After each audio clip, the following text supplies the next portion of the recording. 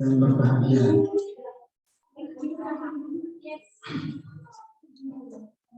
Acara bimbingan teknis penulisan proposal skripsi program studi manajemen pendidikan Islam jurusan Tarbiyah Sekolah Tinggi Agama Islam Sangatta Kutai Timur.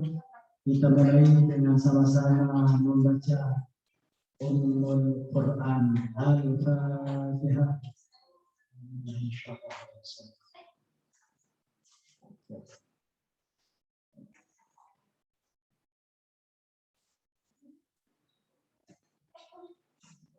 Sadaqallahul Azim. Selanjutnya acara kedua sambutan Ketua Jurusan Tarbiyah Bapak Muhammad Tauhid MPD dengan hormat Bismillahirrahmanirrahim. Assalamualaikum warahmatullahi wabarakatuh. Bismillahirrahmanirrahim. Alhamdulillahirabbil alamin. Wassalatu wassalamu ala asyrofil anbiya'i wal mursalin Sayyidina Muhammad wa ala alihi wa sahbihi ajma'in. Yang saya hormati Kaprodi MPI selaku penggagas acara kegiatan pada siang ini. Yang saya hormati Kaprodi PAI sekaligus moderator Bapak Rangga Mubarak. Yang saya banggakan ibu-ibu, adik-adik, bapak-bapak, ada sudah bapak-bapak ya. Yang saya banggakan mudah-mudahan sehat selalu. Alhamdulillah pada siang hari ini masih semangat. Karena seharian ini full kegiatan khusus untuk MPI tadinya, karena PAI dan PGNI sudah di hari apa ya? Kamis Jumat ya, di jurusan hampir 1 minggu full ya, kegiatan jurusan yang digagas oleh semua kaprodi yang ada di bawah jurusan tarbiyah. Pada siang hari ini ya, alhamdulillah ya, mudah-mudahan kita mendapatkan ampunan dan keberkahan dari Allah Subhanahu wa taala. Kemudian kedua kalinya salawat serta salam kita curahkan ke Nabi Muhammad sallallahu alaihi wasallam. Alhamdulillah ya, pada siang hari ini ya, semoga masih semangat mengikuti bimbingan teknis penulisan proposal skripsi. Ya, mungkin minggu yang lalu sudah sudah digagas juga oleh Kaprodi, tapi lewat online ya. Nggak tahu teknisnya apa kemarin Pak. Judul saja. Ya, judul saja. Ya, kalau hari ini terkait penulisan proposal skripsi. Ya, mudah-mudahan judulnya diterima semua nanti. Ya.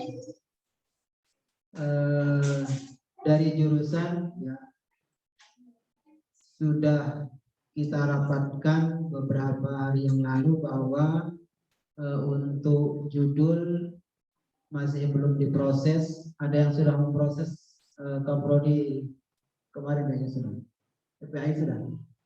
Oh, belum selesai. Kaprodi MPI sudah selesai. Tinggal nunggu pengumuman mana yang disetujui ya. Disetujui judulnya. Anda bawa sudah yang 3 judul sehari ini. Bawa 3 judulnya aja ya. Ada yang sudah jadi proposalnya? Ya. Belum ACC. Ya. Kira-kira dari 3 judul yang Anda ajukan, apakah sudah dikuasai? Tidak, masalahnya pengalaman sebelumnya ada 3 yang diajukan, 1 yang dikuasai, sementara yang diluluskan yang tidak dikuasai. Nah, itu nanti jadi masalah untuk Anda ya, bukan untuk kami. Dan kemudian dari Kaprodi ya, kami sudah merapatkan bahwa seseleksi mungkin ya apa namanya judul yang Anda ajukan bisa disetujui. Habis itu setelah disetujui Anda akan disuruh untuk membuat atau menyusun proposal yang sudah disetujui dulunya. Tetapi pada tahun ini kami akan berusaha mulai dari awal setidaknya proposal Anda sudah diuji Turnitin-nya atau diuji plagiasinya. Ya, kami akan membeli aplikasi atau alat tersebut untuk menguji plagiasi. Nanti ketahuan ngambil di internet full, ya ketahuan nanti di situ. Ya, nanti kita baru rapatkan berapa yang kita ambil berapa persen, ya berapa persen yang boleh maju untuk seminar proposal dari penyusunan proposalnya, ya. Karena tidak mahal alatnya atau untuk mengukur plagiasinya kita coba aja. Di samping untuk memotivasi mahasiswa untuk rajin mengoleksi atau mencari referensi.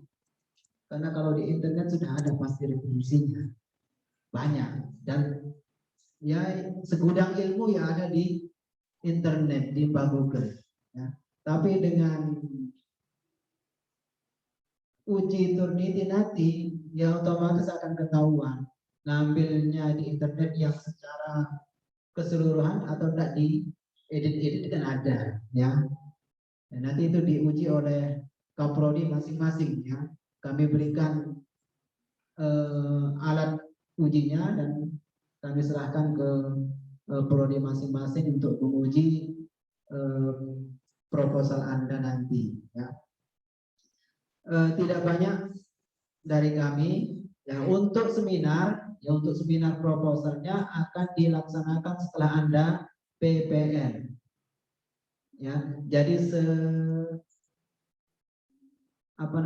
ketika Anda atau sedang PPL, disitulah Anda menyusun proposalnya. Ya, nanti di sela-sela Anda PPL kita umumkan judul yang disetujui, ya. Ketimbang nanti duduk-duduk di tempat PPL sambil ngerumpi-ngerumpi, yang mendingan tulis proposal judulnya, ya, proposal skripsinya, ya. Ketimbang dulu, karena nanti yang banyak duduknya ya MPI, ya, karena duduknya di kantor. Kalau ada kerjaan ya baru bekerja. Sama seperti kami ini bulan awal perkuliahan ya full, ya. Ketika Anda sudah kuliah, wah enak, kita duduk-duduk sudah. Tapi ketika awal perkuliahan itu minta ampun pekerjaannya yang numpuk di samping kegiatan-kegiatan yang lain. Hari ini pembekalan, bimbingan, kemarin juga bimbingan, kemarin lusa juga begitu.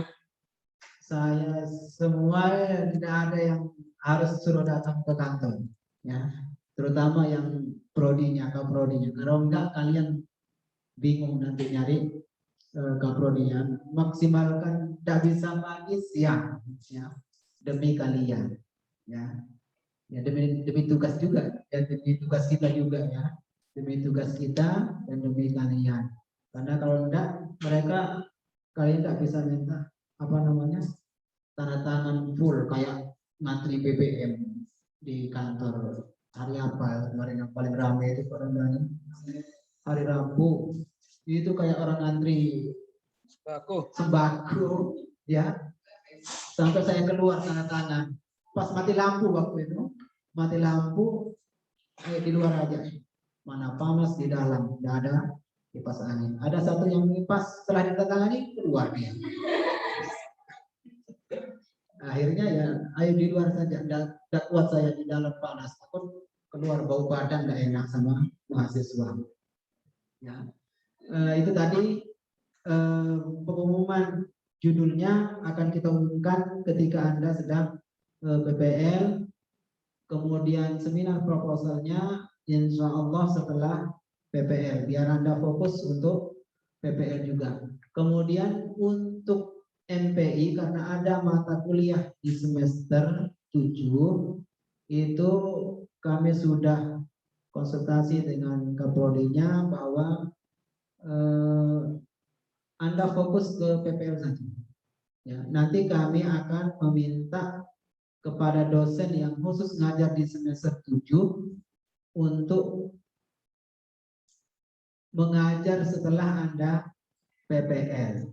Ya, kecuali Anda sanggup belajar malam hari dengan sistem online ya.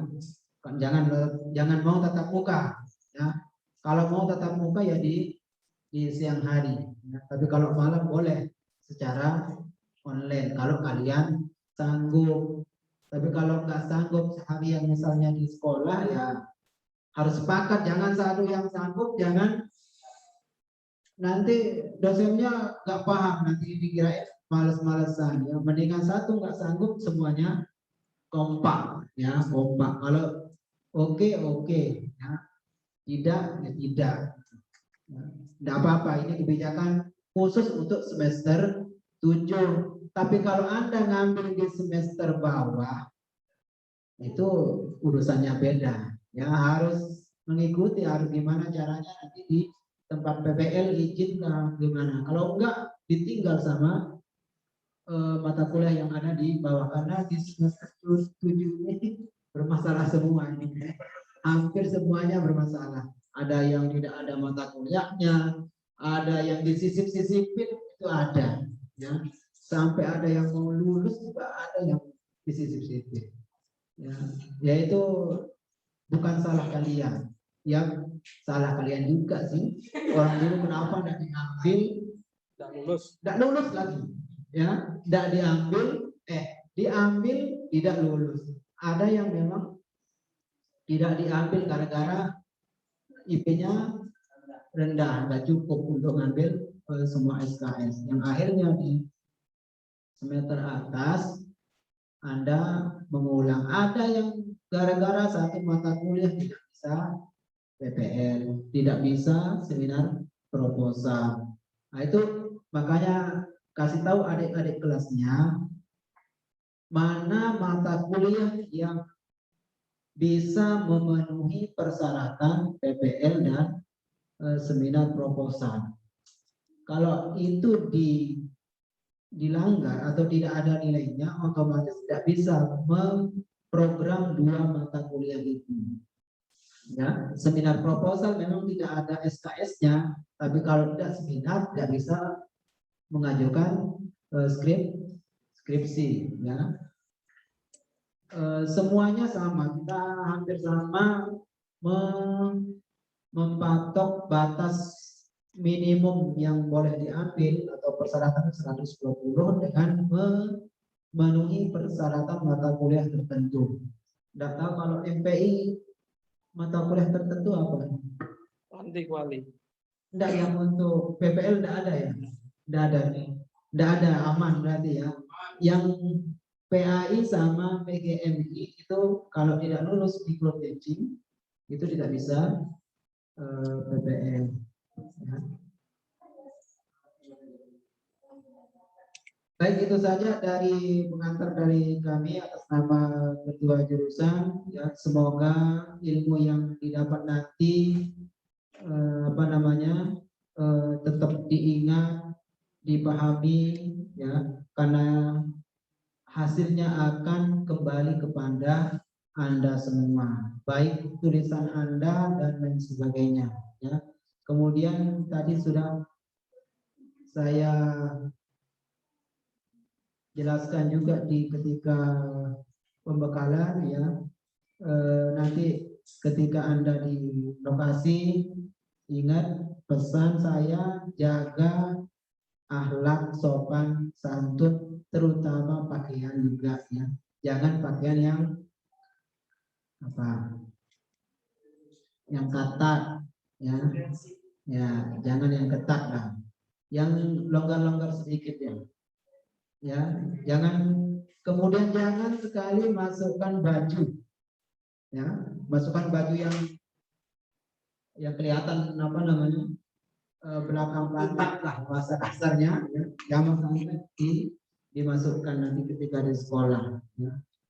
Kalau di luar saya nggak tahu, malah saya kalau nggak jilbaban saya nggak kenal orangnya ya, karena sering lihat Anda berjilbab di kampus, di luar kalau Anda siapa ya nggak tahu ya, karena ketika Anda kenal kecuali Anda apa namanya perkenalkan diri baru tahu.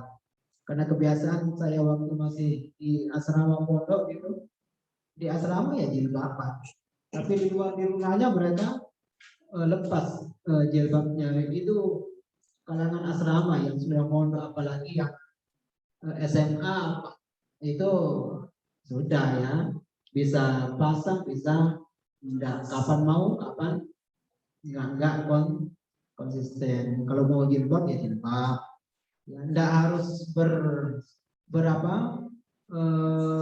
bercadar, enggak. Ya tergantung kalian saja ya. Kalau mau bercadar boleh. Ya, semakin bagus ya semakin baik Anda cara berpenampilan. Dan juga tadi jangan lupa memakai alma mater ya ketika Anda wajib ya, karena itu identitas kalian, alma mater. Baik pun yang nanti di kampus apa namanya tetap memakai alma mater, apalagi yang di sekolah, supaya orang lain bisa membedakan mana guru yang sudah ada di situ, mana yang PPL. Mungkin itu saja dari kami. Kurang lebihnya saya mohon maaf. Wassalamualaikum warahmatullahi wabarakatuh. Waalaikumsalam warahmatullahi wabarakatuh. Waalaikumsalam warahmatullahi wabarakatuh. Terima kasih kami ucapkan kepada Bapak Gajor Terbiah. Selanjutnya tidak memperpanjang kalam, kita masuk ke materi pertama. Dalam hal ini materi tentang proposal kuantitatif, di mana format, teknik, dan penyusunan proposal kuantitatif ini akan disampaikan oleh yang terhormat Bapak Surono MSI. Kepada beliau dengan hormat disilakan.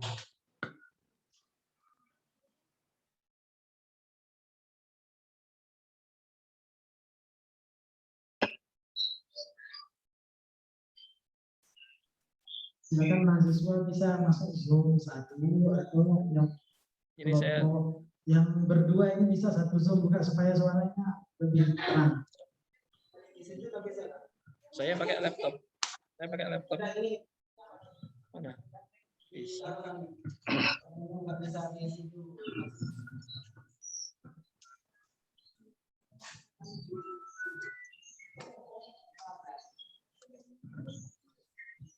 Jackson, monggo Pak, monggo. Ya, izin share screen. Sebelumnya, Assalamualaikum warahmatullahi wabarakatuh. Kedengaran ya? Waalaikumsalam warahmatullahi wabarakatuh. Kedengaran ya? Kedengaran. Pak Mahfud, kedengaran? Siap, lantang Pak. Jelas. Ya, kedengaran ya?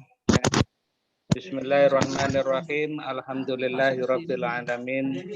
Wassalatu wassalamu ala sayyidina Muhammadin wa ala alihi washabihi ajmain. Amma ba'du, yang saya hormati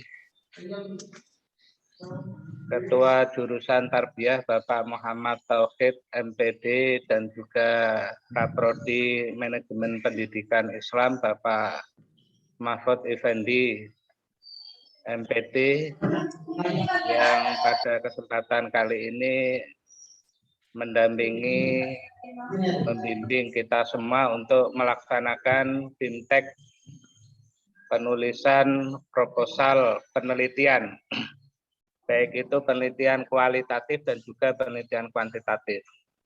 Dan juga teman-teman saya sekalian, mahasiswa STAIS Kutai Timur, Ini saya nggak tahu karena saya yang di Zoom ini hanya 2 orang ini. Di sini hampir 50, Pak. Ya, 2 orang. Tapi saya dengar suaranya banyak ini di ruangan.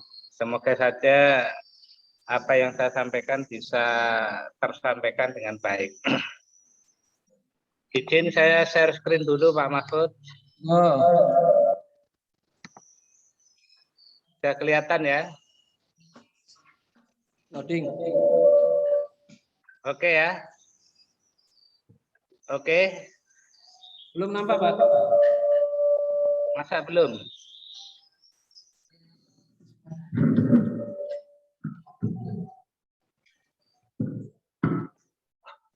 Masih gelap. Masih gelap? Atau udah samping aja, Pak? Sambil ditunggu karena ini mungkin proses. Ya, Sambil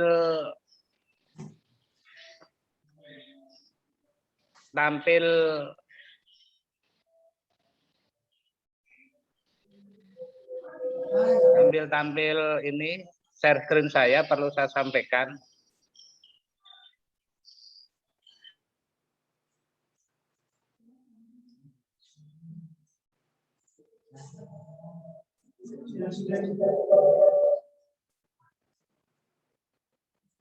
belum muncul, Pak, itu, Pak.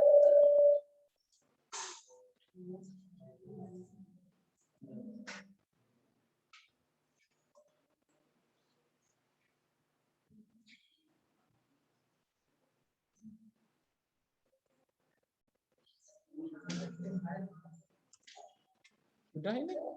Udah.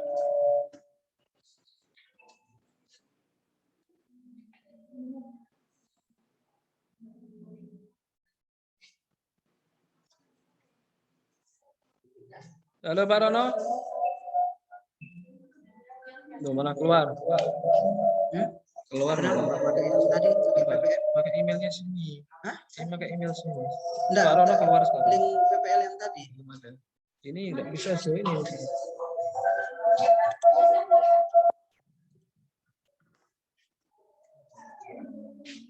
Linknya ya.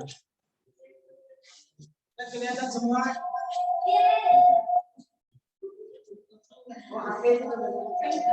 Zoom-nya.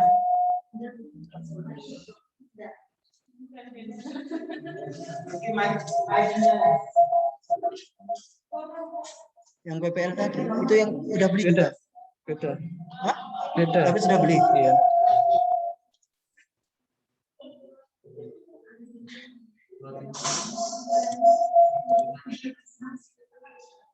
Karena lo hilang keluar.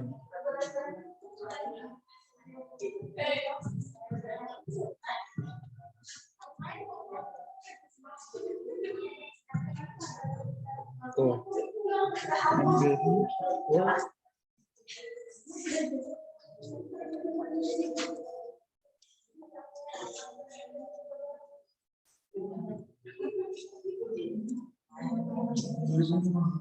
Recording in progress. Itu harus dimatikan satu.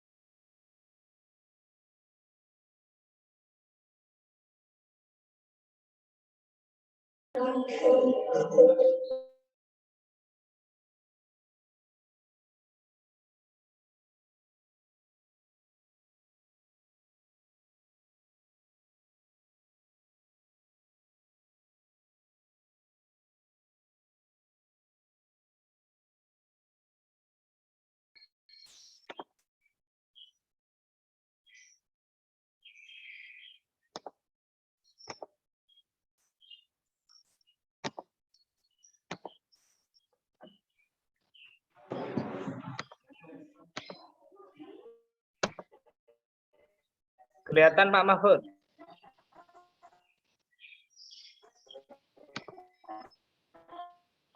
Kelihatan enggak filenya?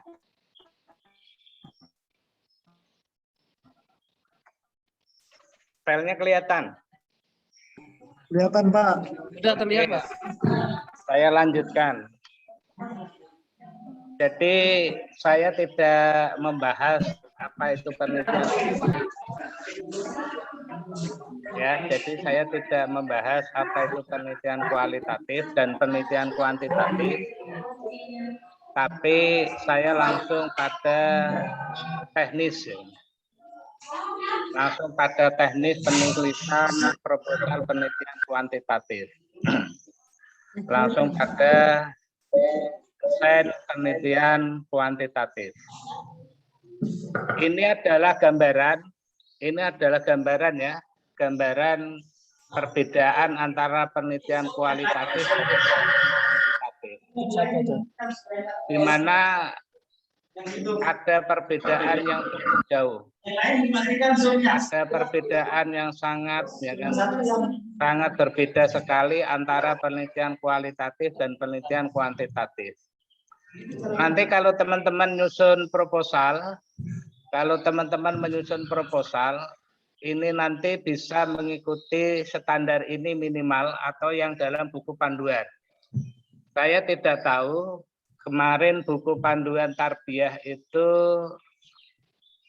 sudah saya kasih filenya. Saya kasih filenya untuk diedit oleh Bu Satriah dan katanya sudah diedit. Hanya saja ini saya adakan penyesuaian.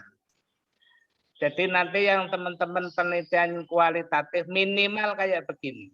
Sedangkan yang penelitian kuantitatif itu nanti minimal seperti ini. Ya. Jadi ada judul, ada latar belakang masalah, identifikasi masalah, definisi operasional, rumusan masalah, tujuan dan manfaat penelitian, landasan teoritik, kajian penelitian yang relevan, hipotesis penelitian, metode penelitian. Bukan metodologi ya, kalau metodologi itu disiplin keilmuannya. Kalau metode penelitian lebih ke cara atau praktik operasionalnya. Jadi metode penelitian ini ada jenis penelitian, populasi, sampel, dan teknik sampling, variabel dan indikator penelitian, teknik pengumpulan data, uji instrumen penelitian, teknik analisis data, sistematika laporan hasil penelitian, dan daftar pustaka. Jadi ada sekitar 11 poin yang harus kita lalui, yang harus kita kerjakan ketika kita nyusun proposal penelitian dalam bentuk penelitian kuantitatif. Kalau ini penelitian kualitatif, saya yakin Pak Mahfud, coba nanti disesuaikan aja, ya kan? Disesuaikan saja. Kalau saya lihat di buku panduan ya. Saya lihat di buku panduan itu kayaknya nggak ada jenis dan pendekatan penelitian, baik itu untuk penelitian kualitatif dan kuantitatif. Ya kan? Kalau bisa itu kurang itu ya, harus ada jenis dan pendekatan penelitian untuk model penelitian kualitatif, sedangkan yang kedua untuk jenis penelitian ini untuk penelitian kuantitatif. Jadi perlu saya sampaikan, kalau teman-teman nanti nyusun proposal ya, kalau teman-teman nanti nyusun proposal itu harus dimulai dengan Romawi, jangan A. Itu ada maksudnya. Karena untuk penulisan karya tulis ilmiah baku versi ya kan, versi bahasa baku Indonesia itu dimulai dengan huruf Romawi, bukan huruf A. A itu setelah Romawi. Kalau kemarin saya lihat di jurnal-jurnal ya, jurnal-jurnal penelitian itu biasanya dimulai angka 1 ya kan. Ada yang dimulai ya kan 1.1, 1.2 dan lain sebagainya. Tapi saya menggunakan yang lazim. Romawi ini adalah penggantinya bab. Ya kan? Romawi itu penggantinya bab. Kalau Romawi pasti diikuti dengan huruf kapital, nggak mungkin diikuti dengan huruf kecil ya atau huruf biasa. Nggak mungkin kalau Romawi begini ini nggak mungkin. Ya. Ingat kalau Romawi pasti kapital. Ya. Kalau saya yang bimbing pasti saya salahkan. Kecuali ini A. Kalau A ya ini baru boleh kecil. Karena ini Romawi harus besar. Ini pengganti bab. Ini adalah model kalau kita nyusun proposal penelitian yang lazim digunakan di STAIS ya kan, itu modelnya seperti ini. Jadi lajur ke bawah ya. Lajur ke bawah terusan Romawinya di samping kiri langsung judulnya. Yang kedua, ada yang model ini. Ini yang saya tawarkan adalah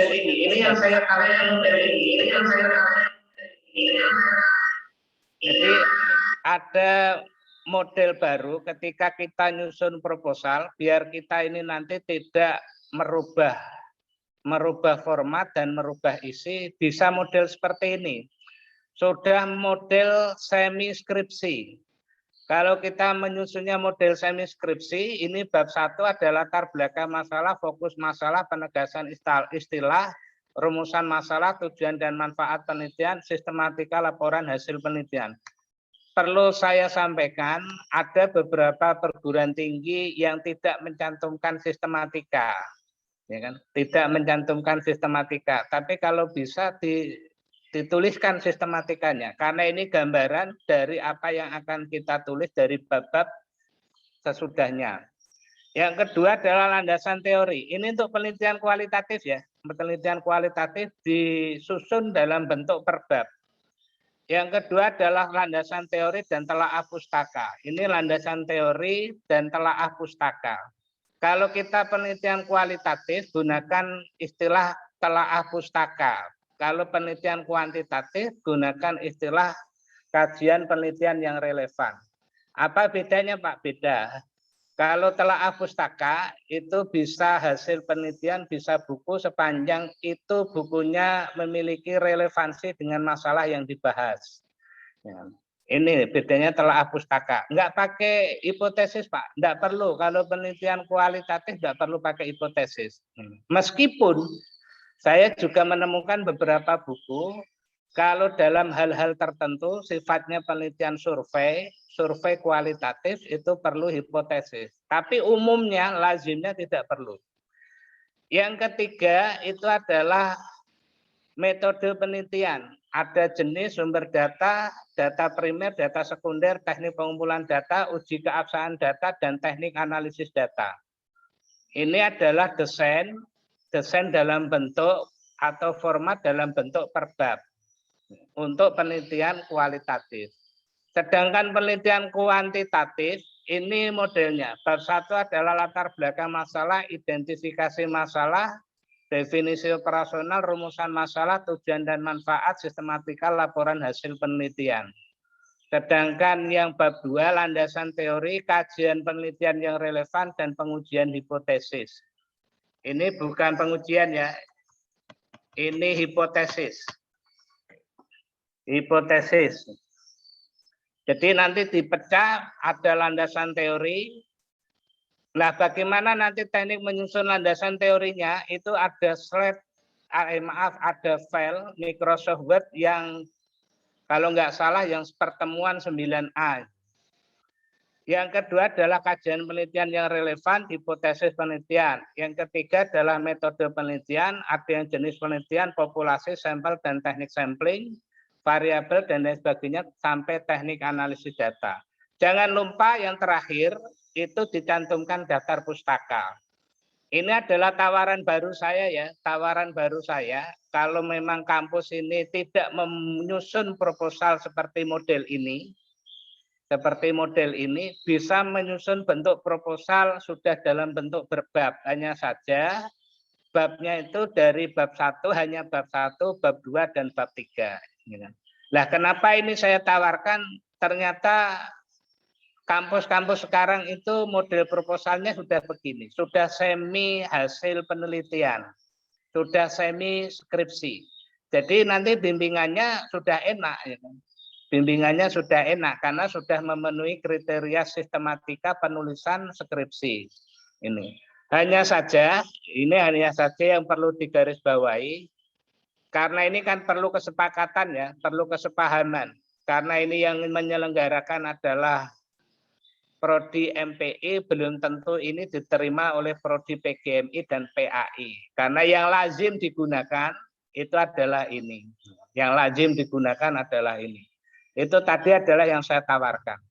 Intinya dalam penyusunan proposal, baik itu kualitatif dan juga penelitian kuantitatif, itu proposal bisa dibuat lajur ke bawah, ya kan? Lajur ke bawah dalam bentuk Romawi dan bisa dibuat dalam bentuk perbab. Itu. Nah, keuntungannya kalau kita menyusun model seperti ini pemborosan tenaga. Kenapa saya katakan pemborosan tenaga?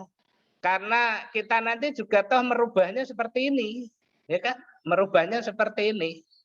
Nah, merubahnya seperti ini. Nah, kalau kita menyusunnya seperti ini, ya kan? Yang kedua, selain pemborosan tenaga, kita juga kesulitan membuat urutan sistematikanya, ya kan? Membuat sistematikanya biasanya nanti kita kesulitan. Apakah latar belakang masalah, identifikasi, definisi operasional itu beberapa kan kita nggak tahu. Terus landasan teori, hipotesis masuk beberapa kan nggak tahu. Nah, kalau sudah seperti ini, kita sudah langsung enak. Nah, ini adalah tawaran saya untuk ke depan.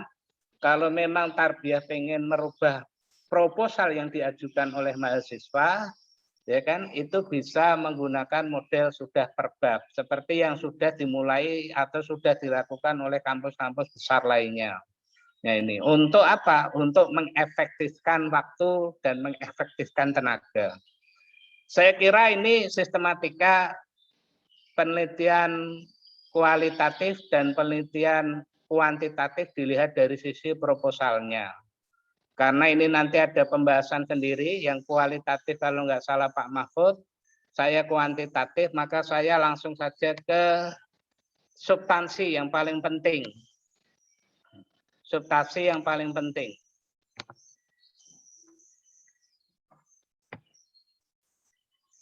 Kelihatan ya? Pak Mahfud kelihatan? Terlihat Pak. Oke. Saya membuat mapping ini mempermudah mahasiswa. Mempermudah mahasiswa saja. Jadi untuk penelitian kuantitatif itu desainnya ada 3 saja. Umumnya ada 3. Yang pertama adalah penelitian deskriptif, yang kedua adalah penelitian asosiatif atau korelatif, yang ketiga adalah penelitian komparatif. Pasti itu, pasti. Ya kan? Pasti kalau kita baca buku-buku, ya kan, buku-buku metodologi penelitian kuantitatif, desain penelitian kuantitatif itu hanya 3. Kalau tidak deskriptif, itu pasti asosiatif atau korelatif. Kalau enggak korelatif deskriptif, pasti itu komparatif. Ya kan? Nah, cirinya, ini yang paling penting, cirinya biasanya judulnya, kalau penelitiannya deskriptif itu biasanya efektivitas, ya kan? Terus peranan, apakah peranan itu kuantitatif atau kualitatif, Pak? Lihat dulu.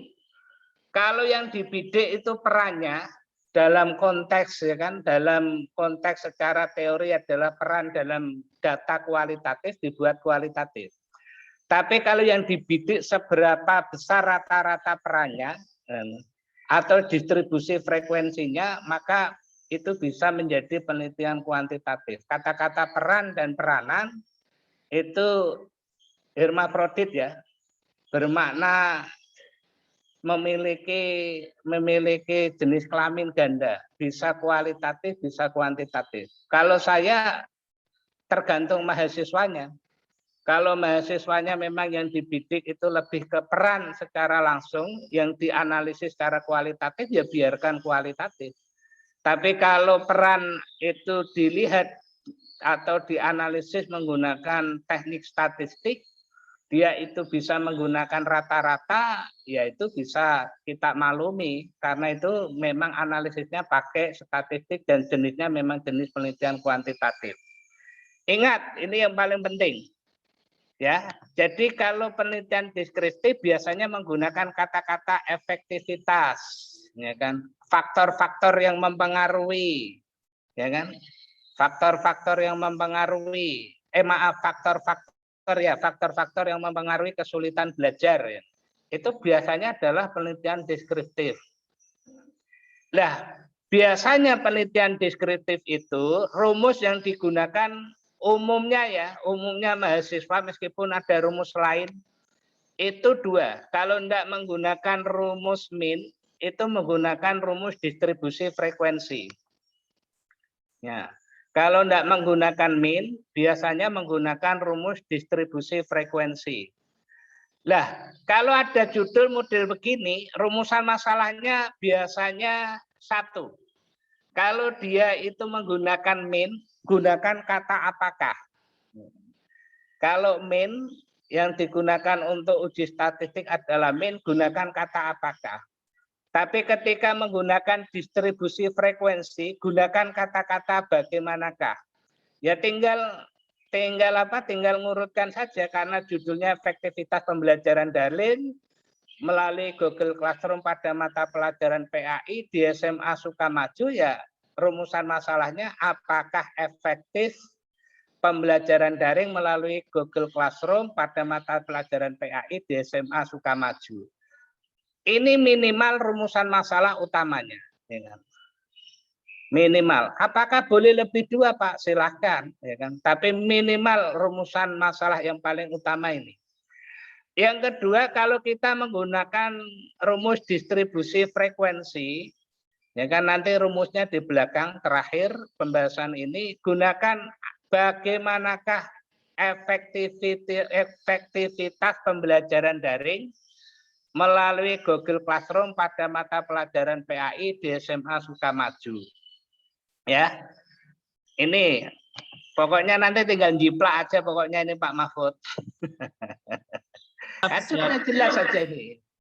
Sudah jelas kalau rumusnya efektivitas pembelajaran daring atau mungkin faktor-faktor yang mempengaruhi bla bla bla bla, ya kan?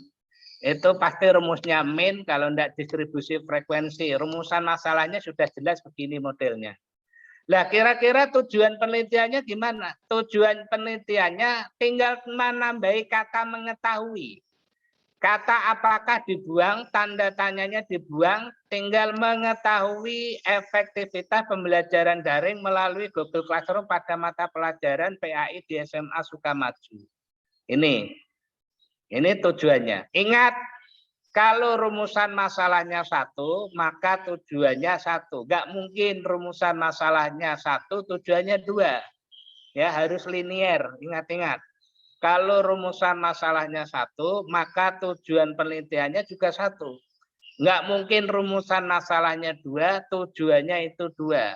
Atau dibalik, rumusan masalahnya satu, tujuannya dua. Nggak mungkin. Ya, kalau rumusan masalahnya satu, pasti tujuannya pasti satu. Meskipun kita kalau baca karya ilmiah lain ya, seperti skripsi, tesis, itu ada tujuan dua. Hanya saja tujuannya itu dibagi dua memang. Tujuan umum dan tujuan khusus. Tapi khususnya, ya kan, itu pasti berasal dari rumusan masalahnya. Ini. Jadi ingat-ingat kalau rumusan masalah satu, pasti tujuan penelitiannya satu. Saya katakan pasti, karena ini apa? Karena tujuan tidak mungkin lepas dari rumusan masalahnya. Selanjutnya yang ketiga, itu terkait dengan manfaat ya. Terkait dengan manfaat, itu manfaat saya itu ada tiga. Meskipun lazimnya di SKAIS itu ada dua. Yang pertama adalah manfaat teoritis, yaitu manfaat terkait dengan teori, pengembangan teori. Yang kedua adalah manfaat praktis, kegunaan atau asas manfaatnya.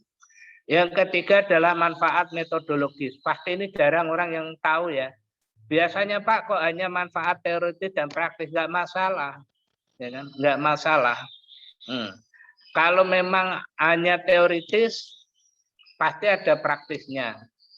Kalau mau nambah metodologis juga silahkan. Tapi minimal 2, manfaat teoritis dan manfaat praktis. Nah ini nanti kan tinggal menjiplak redaksinya. Hasil penelitian ini dapat menambah bla bla bla bla bla bla. Yang praktis hasil penelitian ini dapat digunakan bla bla bla bla. Sudah enak. Tapi ya jangan menjiplak, jangan memplagiasi apa adanya ya. Kalau bisa dimodifikasi bahasanya agak panjang lah. Karena yang saya pakai ini adalah minimal bahasa yang digunakan, minimal istilah yang digunakan. Oke, saya kira untuk penelitian deskriptif sudah selesai. Ini nanti kita kalau judulnya teman-teman itu penelitiannya, desainnya adalah deskriptif, rumusan masalahnya 1, tujuannya 1, terus manfaatnya minimal manfaat teoritis dan praktis. Ada pertanyaan sebelum saya lanjut nih? Tidak ada ya? Terlalu cepat enggak Pak Mahfud? Ada Pak? Ada ya?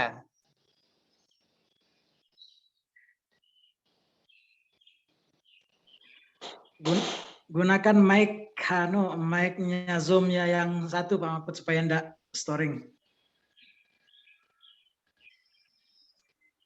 Mic Zoom-nya siapa itu? Mic Zoom-nya Ibu Yukti.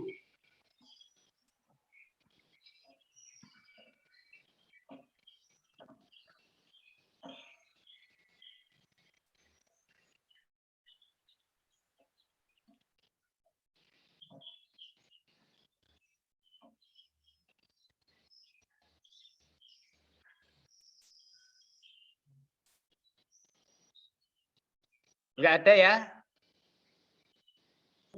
Ada. Oh, ada ya. Oke, saya tunggu. Enggak kedengaran itu mic-nya Ibu Yukti itu di-on-kan dulu. Kalau mic-nya Pak Mahfud kan storing. Mic-nya Ibu Yukti di-on-kan mic-nya baru bertanya lewat situ. Satu dua.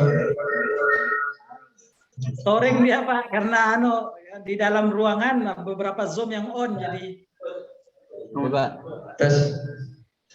Assalamualaikum Pak Surono. Ya, Waalaikumsalam warahmatullahi wabarakatuh. Baik Pak, perkenalan. Nama saya Agus Kurniadi dari Prodi MPI. Mengenai penjelasan Bapak tadi, di sini saya masih agak bingung membedakan apa definisi dari deskriptif. Kemudian di contoh ini ada judulnya efektivitas. Dia bisa menggunakan rumusan min, kemudian rumusan distribusi. Nah, saya juga kurang paham terkait rumus ini, Pak. Mana yang bagaimana kita membedakan apakah judul kita ini dikategorikan sebagai min atau distribusi frekuensi. Contoh, mungkin teman-teman di sini juga sudah banyak punya judul yang kemarin lebih banyak menggunakan kata pengaruh. Nah, kata pengaruh di sini apakah memuat termasuk dalam deskriptif, dan kata pengaruh ini masuk di rumusan mana Pak? Min atau frekuensi? Sebab itu makanya saya agak bingung bagaimana cara membedakan atau definisi dari deskriptif, dari min, dari distribusi, frekuensi. Mungkin seperti itu saja pertanyaan saya Pak. Terima kasih. Assalamualaikum warahmatullahi wabarakatuh. Waalaikumsalam warahmatullahi wabarakatuh. Ada yang lain? Sekalian saja? Enggak ada? Kalau enggak ada, langsung saya jawab saja. Penelitian deskriptif, asosiatif, dan juga penelitian komparatif itu sebenarnya lebih spesifik dibahas pada metodologi penelitian kuantitatif. Harusnya kemarin itu sudah diarahkan ke sana. Meskipun seperti saya kemarin kan ngajar metodologi penelitian kualitatif dan metodologi penelitian kuantitatif. Hanya saja yang saya bidik itu adalah lebih ke penyusunan proposalnya. Meskipun dalam beberapa pertemuan sebelumnya, sebelum menyusun proposal itu ada 5 sampai 8 biasanya. 5 sampai 8 seingat saya. 5 sampai 8 itu membahas secara teoritiknya. Jadi apakah yang dimaksud dengan penelitian deskriptif? Itu penelitian yang mencoba menggambarkan gejala atau fenomena atau peristiwa atau masalah yang diteliti. Menggambarkan. Contoh begini. Contoh ya, kalau ini kan judulnya efektivitas pembelajaran daring. Pembelajaran daring melalui Google Classroom. Biasanya penelitian deskriptif itu cirinya hanya satu variabel. Kemarin kayaknya ada yang nanya ke saya itu ya, siapa tidak tahu saya, lupa namanya, itu ada yang konsultasi judul dengan saya tanya variabelnya ada berapa, nggak paham. Nah ini terlalu betul, ya kan? Variabel itu adalah masalah, gampangnya variabel itu adalah masalah atau objek yang diteliti. Ya. Saya mulai dulu dari sini. Variabel itu adalah masalah atau objek yang diteliti. Itu bahasa yang lebih mudah, ya kan? Bahasa yang lebih mudah. Lah variabelnya apa? Ya variabelnya ini efektivitas pembelajaran daring, ya kan, melalui Google Classroom itu satu variabel. Ya kan, objek yang diteliti, masalah yang diteliti itu adalah efektivitas pembelajaran daring melalui Google Classroom. Itu satu variabel. Penelitian deskriptif itu pasti satu variabel, tidak lebih dari 2 variabel. Itu ciri utamanya. Ya kan? Ciri utamanya. Nanti kita coba untuk judul yang kedua ini ya. Bedanya apa sih? Judul yang pertama dengan judul kedua nanti saya bahas untuk yang penelitian asosiatif. Itu jadi kita pahami penelitian deskriptif adalah penelitian yang menggambarkan, mencandra peristiwa, fenomena, masalah, ya kan, yang akan kita teliti. Ya kita menelitinya apa adanya, ya kan, tidak mencari pengaruhnya, tidak mencari seberapa besar pengaruhnya, seberapa besar korelasinya, seberapa besar hubungannya. Atau kita tidak mencoba untuk mengkomparasikan, itu pasti penelitian deskriptif. Ya kan? Yang pertama itu penelitian deskriptif itu menggambarkan, ya kan, menggambarkan gejala, peristiwa atau masalah yang diteliti. Yang kedua penelitian deskriptif itu pasti satu variabel.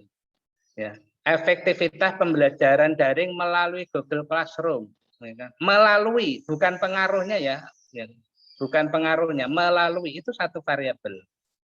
Yang kedua itu adalah satu variabel.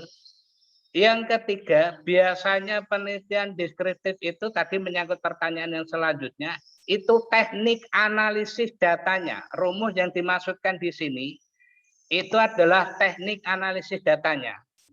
Tadi kan ada ya, ketika kita nyusun proposal penelitian itu kan ada jenis penelitian, variabel dan indikator. Terus yang ketiga adalah teknik pengumpulan data. Yang keempat adalah uji keabsahan teknik ya, untuk teknik uji data bisa validitas reliabilitasnya. Yang kelima itu adalah teknik analisis datanya. Teknik analisis datanya itu pasti menggunakan mean kalau tidak distribusi frekuensi. Yang jadi pertanyaan adalah kapan Pak kita menggunakan mean? Pasti ini yang ditanyakan. Dan kapan kita menggunakan distribusi frekuensi? Kita menggunakan mean itu adalah untuk menguji rata-ratanya. Sedangkan untuk distribusi frekuensi untuk menguji sebaran jawaban dari respondennya. Contoh begini. Kira-kira efektivitas pembelajaran daring menggunakan Google Classroom itu kategorinya baik, buruk, jelek atau sangat baik, sangat efektif, kurang baik, ya kan, atau tidak baik, itu pasti analisis yang digunakan itu adalah mean, uji rata-rata. Oh, ternyata ketika diuji rata-rata itu kategori efektif, bisa mengatakan efektif, tidak efektif, sangat efektif, itu ketika kita sudah menguji menggunakan rumus mean. Maksudnya itu begitu. Nah, saya maaf ini saya enggak sampai ke sini ya. Saya hanya tadi itu hanya mencontohkan ada jenis proposal sebenarnya, tapi proposalnya lebih ke penelitian korelatif, ya kan. Yang penelitian deskriptif itu sudah ada yang 4 tahun, 5 tahun yang lalu baru saya bimbing, tapi saya nggak bisa memberikan contohnya, nggak bisa menampilkan. Tapi insya Allah nanti akan saya kirimkan ke Pak Mahfud. Kira-kira penelitian deskriptif itu seperti ini. Jadi itu bedanya. Untuk mencari rata-rata sejauh mana pembelajaran daring itu melalui Google Classroom efektif atau tidak. Itu rata-ratanya. Nah, kalau distribusi frekuensi itu untuk mengetahui sebaran jawaban dari responden. Biasanya distribusi frekuensi itu satu instrumen, ya kan? Satu instrumen atau satu soal atau satu pernyataan itu langsung dianalisis. Contoh begini, pertanyaannya ya, apakah mahasiswa MPI yang mengikuti BIMTEK, ya kan, yang mengikuti BIMTEK ini antusias untuk mendengarkan materi yang disampaikan oleh tutor, ya kan, yang disampaikan oleh tutor. Opsi jawabannya sangat antusias, biasa-biasa saja, biasa-biasa saja atau ragu-ragu, tidak antusias sama sekali. Ada 5 opsi jawaban. Satu pertanyaan itu ya. Ternyata dari 10 orang yang ikuti BIMTEK, 1 orang itu mengatakan sangat antusias. 2 orang mengatakan antusias. Yang 3 orang mengatakan ragu-ragu. Terus yang keempat itu berjumlah sekitar 6 orang mengatakan, ya kan, tidak antusias sama sekali. Yang sangat tidak antusias itu jawabannya 0. Nah itu nanti bisa, ya kan, itu nanti bisa dihitung. Jadi biasanya nilai jawaban responden itu, ya kan, dibagi dari jumlah respondennya dikalikan 100. Nanti rumusnya di belakang ada. Kalau saya nggak mencontohkan bentuk skripsinya nggak bakal bisa, ya kan, nggak bakal bisa. Nanti di belakang ada rumusnya. Jadi itu perbedaannya. Terus yang terakhir, biasanya Pak, mahasiswa STAIS itu judul yang digunakan adalah menggunakan kata pengaruh, menggunakan kata-kata hubungan. Jarang sekali judul itu menggunakan kata-kata efektivitas, peranan, faktor-faktor, ya kan.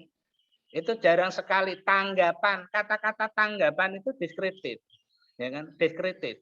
Nah, untuk mengetahui bagaimana tanggapan masyarakat itu biasanya pakai distribusi frekuensi atau menggunakan mean, ya kan. Jadi tergantung, kalau kita hanya pengen mencari rata-rata seluruh jawaban, gunakan mean.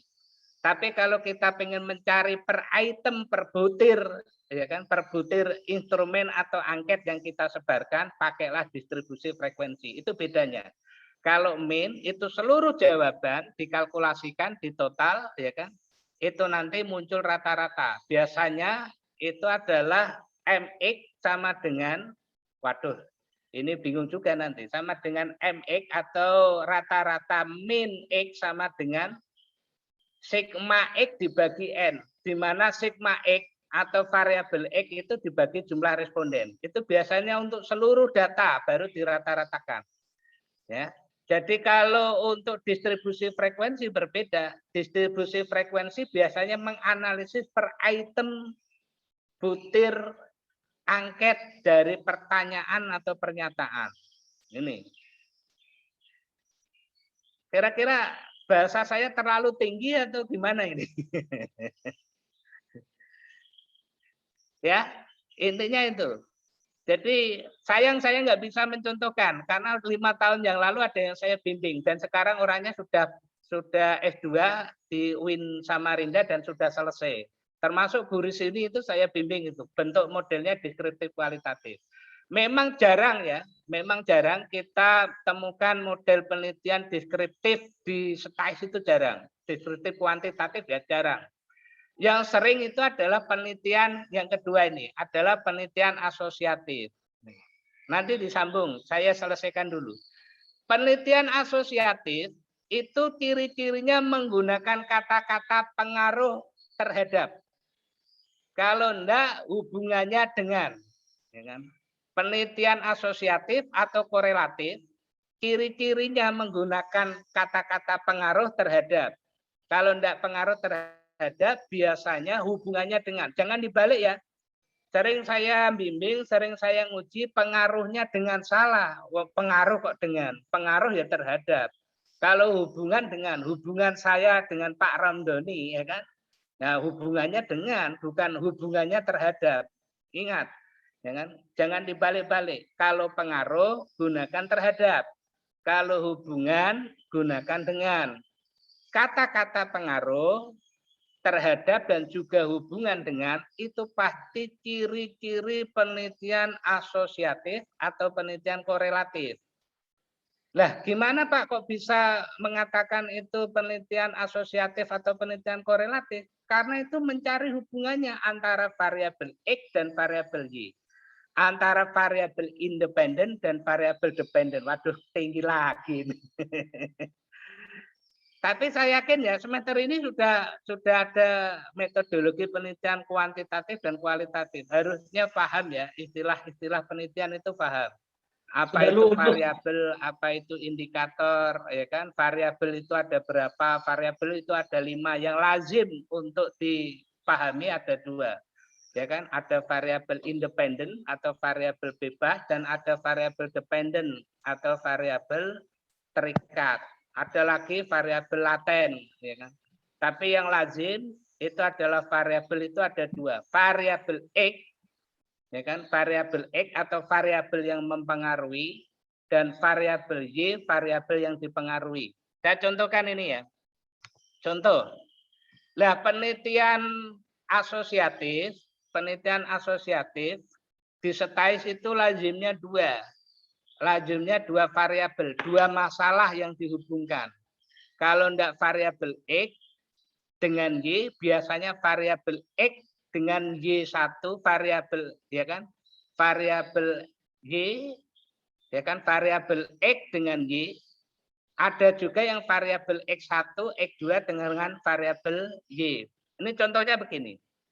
Saya nggak bahas tentang variabel ya, karena ini bukan BIMTEK terkait dengan teorinya, tapi saya lebih ke prakteknya. Ini contoh. Pengaruh kewibawaan guru terhadap kedisiplinan belajar siswa di MA Rahmatan lil Alamin. Kata-kata yang digunakan pengaruh terhadap.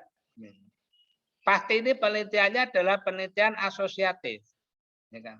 Penelitian asosiatif. Ini. Lah variabelnya ada berapa Pak? Variabelnya masalah yang diteliti ada 2. Yang pertama adalah variabel yang mempengaruhi, yaitu kewibawaan guru atau variabel independen. Yang kedua adalah variabel kedisiplinan belajar siswa atau variabel yang dipengaruhi. Jadi penelitian asosiatif atau penelitian korelatif itu saya ulangi lagi, minimal ada 2. Enggak mungkin 1 variabel. Kalau deskriptif 1 variabel. Kalau penelitian korelatif pasti 2 variabel. Kalau enggak X1 itu menunjukkan variabel yang mempengaruhi. Kira-kira kewibawaan guru itu yang mempengaruhi atau yang dipengaruhi? Kewibawaan guru itu yang mempengaruhi. Mempengaruhi ke apa? Mempengaruhi ke kedisiplinan. Ya kan?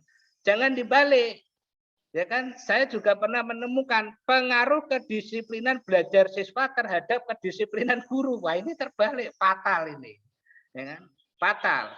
Harus dilihat variabel ini yang mempengaruhi dan variabel yang dipengaruhi. Yang mempengaruhi itu adalah kewibawaan guru, yang dipengaruhi adalah kedisiplinan belajar siswa. Dari sini stop dulu, pasti ada yang tanya. Ya, pasti ada yang tanya. Mungkin Pak Ramdhani juga tanya. Apa sih perbedaannya kata pengaruh dengan kata hubungan? Beda. Ya kan? Judul yang menggunakan kata pengaruh dengan judul yang menggunakan kata hubungan itu beda. Kalau menggunakan kata pengaruh, ya kan? Menggunakan kata pengaruh, biasanya itu menunjukkan judul menggunakan rumus regresi ya. Ya kan? Rumus regresi. Kalau judulnya menggunakan istilah hubungan, gunakanlah rumus produk momen. Ingat, kalau menggunakan kata pengaruh, itu rumusnya adalah regresi. Sedangkan kalau hubungan, itu rumus yang digunakan biasanya adalah produk momen. Yang jadi pertanyaan, ini ngulang lagi di kuliah. Apa sih Pak bedanya regresi dan produk momen? Ya beda. Kalau rumus produk momen itu digunakan hanya untuk mencari ada tidaknya hubungan. Ingat-ingat. Ya kan? Kalau kita menggunakan rumus produk momen itu hanya digunakan untuk menyatakan ada tidaknya hubungan. Tapi kalau kita menggunakan istilah atau kata pengaruh, itu sudah menanyakan seberapa besar hubungan atau seberapa besar pengaruh. Nah, pertanyaannya sekarang dilanjutkan. Apa Pak bedanya produk momen dan regresi? Beda. Kalau produk momen itu belum tentu regresi. Kalau regresi pasti produk momen. Ini bedanya. Kalau gitu Pak, mendingan kita gunakan regresi atau produk momen. Ya kalau saya menggunakan produk momen lebih simpel. Nanti di belakang ada rumusnya. Ya kan? Tapi ingat, kalau kita menggunakan rumus, ya kan, menggunakan rumus produk momen hanya untuk mencari ada tidaknya hubungan atau ada tidaknya pengaruh. Tapi kalau kita menggunakan regresi, sudah bertanya seberapa besar hubungan itu dan seberapa besar pengaruhnya. Ini bedanya. Ya kan? Jadi nanti teman-teman, ini saya contohkan sudah. Kata-kata pengaruh, kalau kita itu menggunakan rumus produk momen. Ini rumus ya, ingat-ingat. Ini rumus teknik analisis datanya. Kalau kita menggunakan kata-kata pengaruh atau kata-kata hubungan dan rumusnya ini adalah produk momen, maka biasanya untuk menyatakan adakah pengaruh, adakah hubungan X terhadap Y. X ya kewibawaan guru ini ya. X ini kewibawaan guru. Sedangkan Y itu adalah kedisiplinan belajar siswa.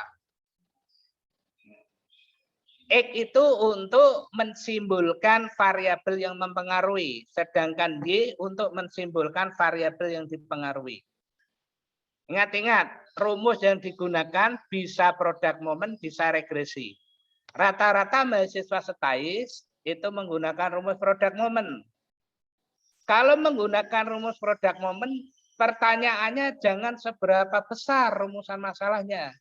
Kalau menggunakan produk momen, rumusan masalahnya ada atau tidak pengaruhnya, atau ada atau tidak hubungannya. Jadi itu bedanya itu.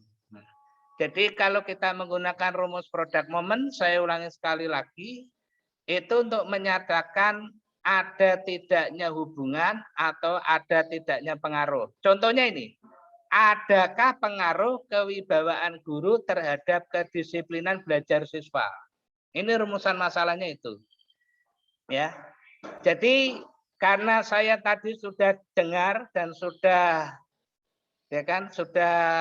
memahami dari yang disampaikan dari penanya pertama bahwa mahasiswa rata-rata menggunakan kata pengaruh, maka judul itu adalah penelitian korelatif atau penelitian asosiatif. Penelitian yang menghubungkan antara variabel X dengan variabel Y, menghubungkan antara variabel yang mempengaruhi dengan variabel yang dipengaruhi. Saya sayang karena tidak bisa hadir di forum ya, jadi nggak bisa nggak bisa menanyakan satu persatu judul teman-teman, nggak bisa.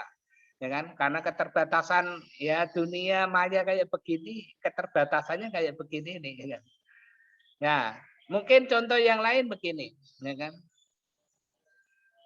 Biasanya ya, pengaruh fasilitas belajar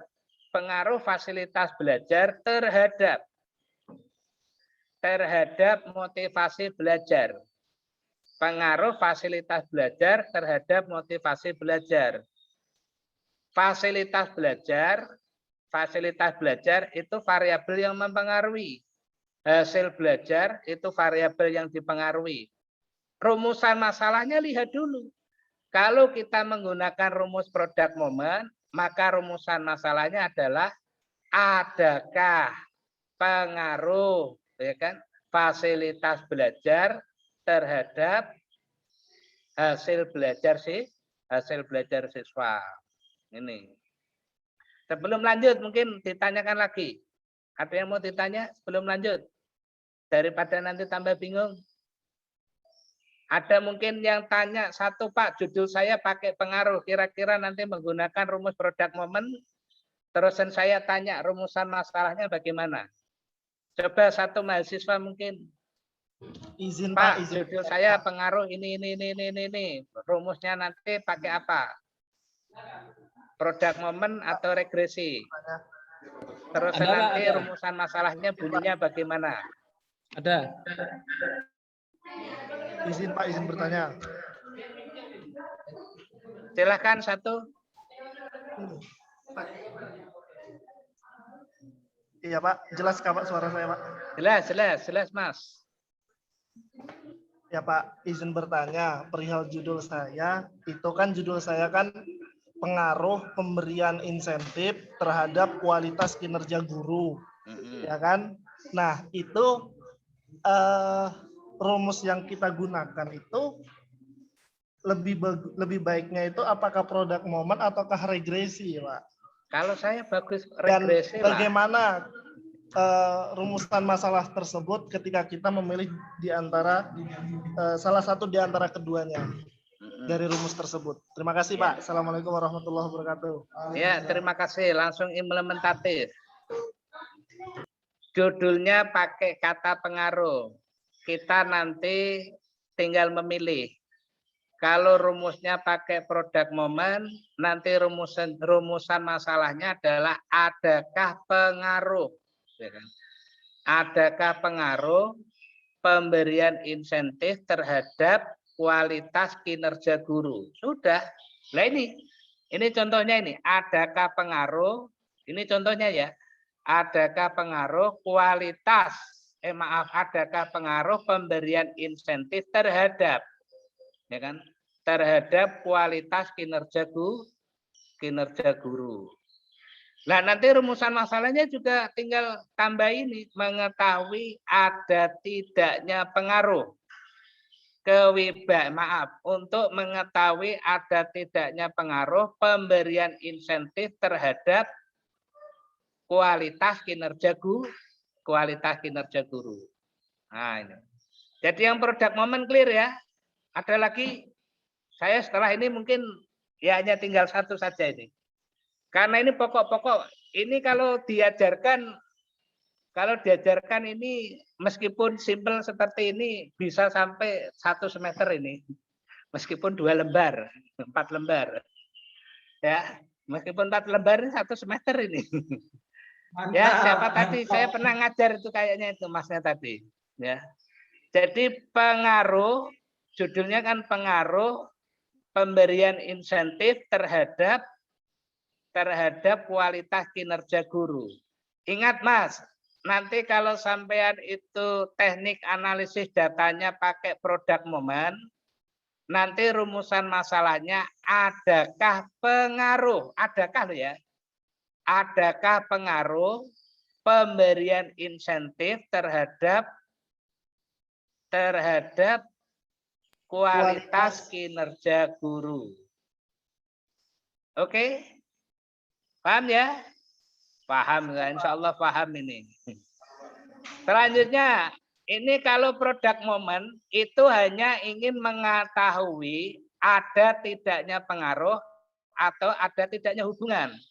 Sekarang yang kedua adalah regresi. Ya kan? Regresi. Kalau regresi ini menyatakan seberapa besar pengaruh atau hubungan X terhadap Y. Kalau nanti teman-teman itu menggunakan rumus regresi, rumusan masalahnya beda. Rumusan masalahnya beda dengan produk Mammon.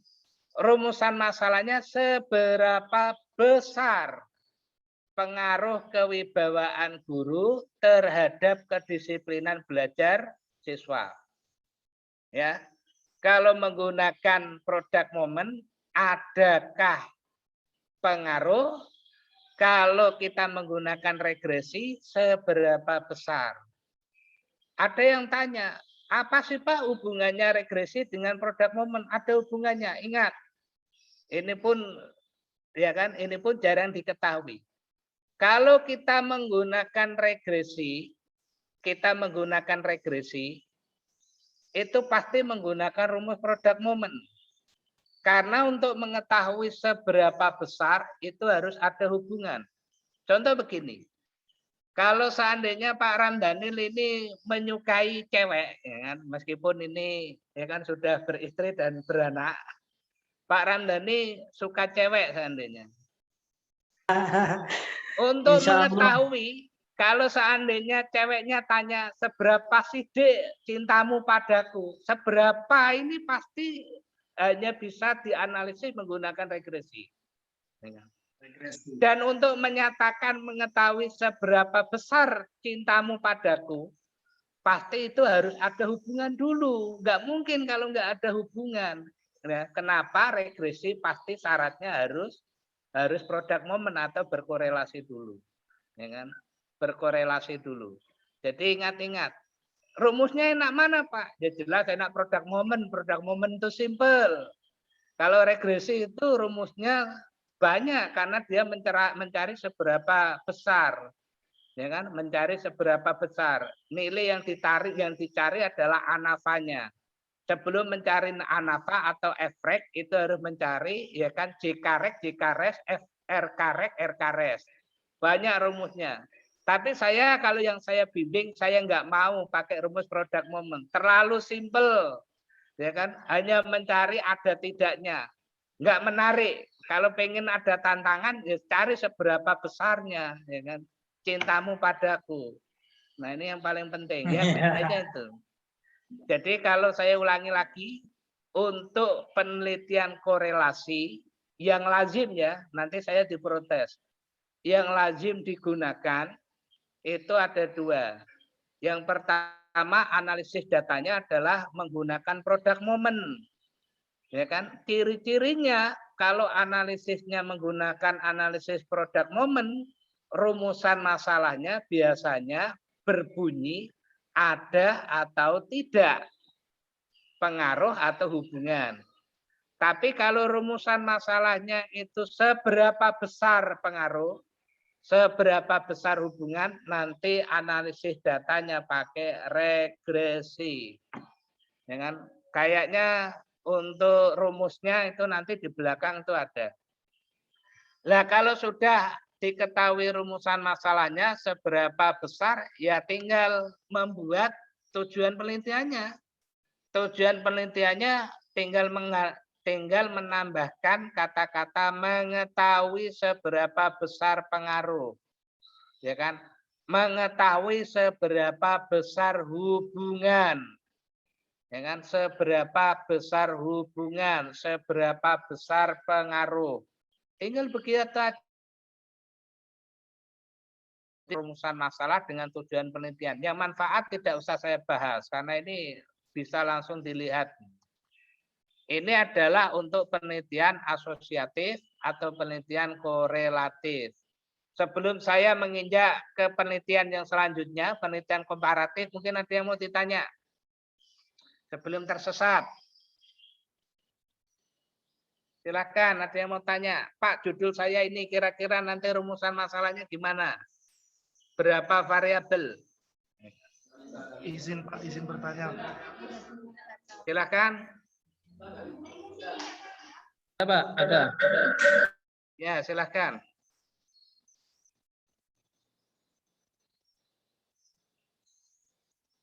Suaranya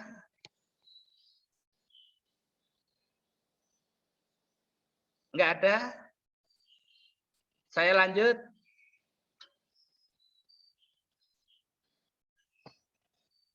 Saya lanjut ya. Yang terakhir, sambil disimpan pertanyaannya. Sambil disimpan pertanyaannya. Ingat-ingat ya, nanti saya disalahkan sama Pak Ramdhanil. Pak, penelitian asosiatif hanya 2 rumusnya. Bukan, banyak. Ada analisis faktor, analisis jalur, ada terusan menggunakan ya kan Ki kuadrat, menggunakan ANOVA banyak. Tapi ini adalah yang biasa digunakan ya kan, yang biasa digunakan untuk mahasiswa level S1. Kalau mahasiswa S2 masih menggunakan regresi, saya pertanyakan itu. Apalagi dokter, ya sudah harus menggunakan analisis jalur lah ya. Harus menggunakan path analisis ya kan. Kalau sudah S2, S3 itu menggunakan path analisis atau analisis jalur ya. Kalau S1 baru product moment atau regresi. Tapi saya masih melihat ya, mahasiswa S2 yang dari UINSI, ya kan, dari UINSI Samarinda, itu S2-nya masih menggunakan regresi, sudah tidak layak itu bagi saya. Harusnya sudah analisis jalur, ya kan. Ini. Jadi kalau regresi, product moment itu khusus mahasiswa S1. Ya. Ada yang tanya begini, Pak, apakah untuk penelitian asosiatif, penelitian korelatif, variabelnya boleh lebih dari 2? Boleh. Contoh begini, pengaruh fasilitas belajar dan perhatian orang tua terhadap prestasi belajar. Itu variabelnya 3. Masalah atau objek yang diteliti itu ada 3. Yang pertama adalah fasilitas belajar, yang kedua itu adalah perhatian orang tua. Ya kan? Yang ketiga, yang Y itu adalah hasil belajar. Fasilitas belajar dan perhatian orang tua itu adalah variabel mempengaruhi, variabel X. Fasilitas belajar itu namanya X1, ya kan, simbolnya ya, simbolnya itu X1. Terusan yang perhatian orang tua itu adalah variabel yang mempengaruhi, itu simbolnya X2, sedangkan hasil belajar itu Y. Ya kan? Jadi ada 3 variabel. Kemarin kayaknya ada saya kasih judul mahasiswa itu, bukan saya kasih judul, saya perbaiki judulnya. Ya kan? Tapi saya tanya, berapa variabel Mbak? Katanya 1 Pak. Saya kembalikan. Tolong belajar dulu baru nanti dijawab dengan. Ya kan? Judulnya ada, masalahnya ada 3, ya kan? Masalahnya ada 3. Kalau nggak salah kemarin kedisiplinan atau apa itu? Kedisiplinan dengan ini ada 3. Tapi dia mengatakan variabelnya 1 salah, ya kan? Salah, itu variabelnya ada 3. Variabel fasilitas belajar, variabel perhatian orang tua, dan variabel hasil belajar. Hanya saja yang variabel fasilitas belajar dan perhatian itu adalah X atau yang mempengaruhi X1 dan X2, sedangkan variabel Y ya kan, itu adalah variabel dependennya. Ini jadi boleh. Ini. Yang terakhir sambil disiapkan pertanyaannya, yang terakhir itu adalah penelitian. Nah, ini sudah ada ya. Ini sudah ada contoh saya ini, hubungan ya. Hubungan kepemimpinan dengan etos kerja kepala sekolah dengan kompetensi pedagogis ya kan.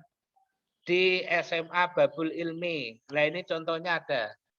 Ini adalah contoh yang 2 variabel. Variabel pertama adalah kepemimpinan, variabel kedua adalah etos kerja kepala sekolah. Ya, variabel ketiga adalah kompetensi pedagogis guru. Ini 3 variabel. Ya kan? Ini adalah 3 variabel. Yang pertama kepemimpinan, etos kerja, dan kompetensi guru. Kepemimpinan dan etos kerja itu variabel yang mempengaruhi. Ya kan? Variabel yang mempengaruhi. Ya variabel mempengaruhi ya mempengaruhi. Ya kan? Ya kan? Yang mempengaruhi. Kepemimpinan itu mempengaruhi kompetensi guru. Etos kerja itu mempengaruhi kompetensi guru. Ingat, kalau variabelnya ada 3, maka rumusan masalahnya ada 3 ya. Beda.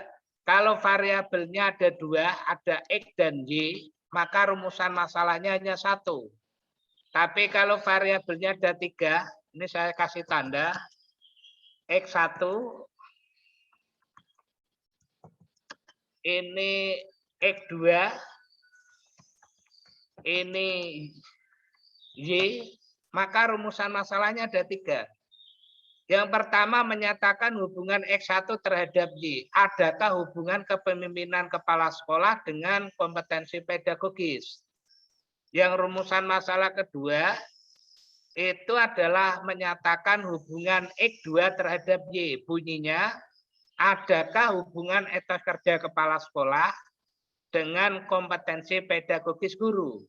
Sedangkan untuk rumusan masalah yang ketiga menyatakan adanya, ya kan, menyatakan adakah hubungan X1, X2 terhadap Y.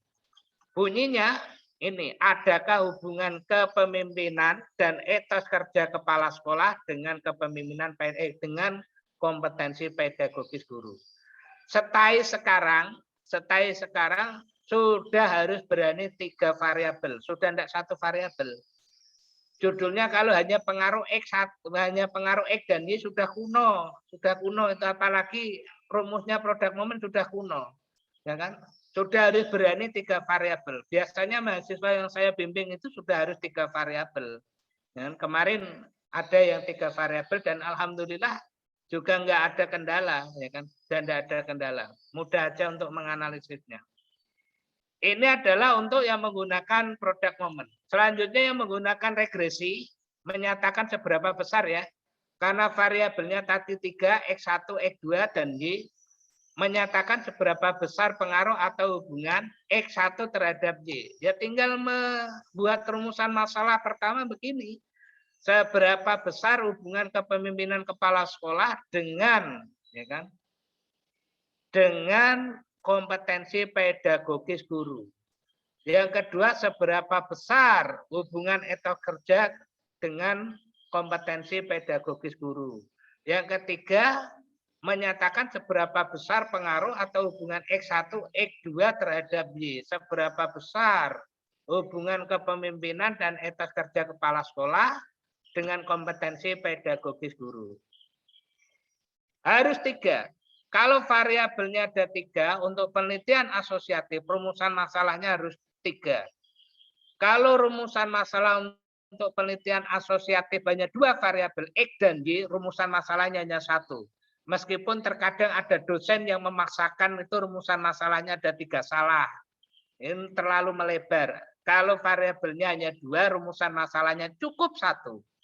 Kalau variabelnya ada 3, X1, X2, dan Y, maka rumusan masalahnya itu ada 3.